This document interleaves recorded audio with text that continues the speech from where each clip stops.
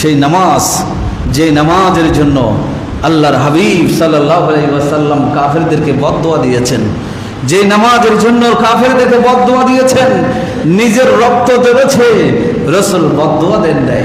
সূরা বাইয়িনাতের তাফসীরে আল্লামা ইমাম ফখরুদ্দিন রাজি রাহমাতুল্লাহ আলাইহি লিখেছেন, যেই খন্দকের যুদ্ধের সময় যখন নামাজ কজা হয়েছে, একাধারে কয়েক ওয়াক্ত নামাজ কজা হয়েছে, তখন আল্লাহ রাসূল বদদোয়া দিয়েছেন, মালা আল্লাহু বুতুনহুম ওয়া কুবুরহুম নারা ওয়া ফি রাওয়ায়াতিন মালা আল্লাহু বুয়ুতাহুম ওয়া কুবুরহুম নারা।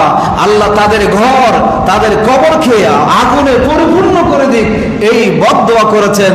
অথচ উহুদের জমিনে নিজের রক্ত ঝরিয়েছে, অনাহারে অনেক দিন, 7 দিন পর্যন্ত অনাহারে থেকেছে, ক্ষুধার্ত থেকেছে, খাবার জুটে নাই, তায়েফের জমিনে রক্ত ঝরেছে। এরপর আল্লাহর হাবিব সাল্লাল্লাহু আলাইহি ওয়াসাল্লাম কখনো বলেন নাই এদেরকে ধ্বংস করে দিন, এটা বলেন নাই।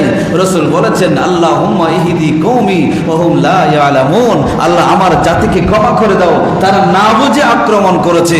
অথচ খন্দকের যুদ্ধে যখন নামাজ কজা হয়ে গেছে, তাদের কারণে, কাফেরদের কারণে রাসূল সেখানে বদদোয়া দিয়েছেন।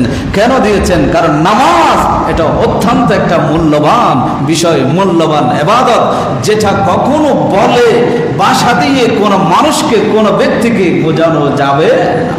নামাজ এরকম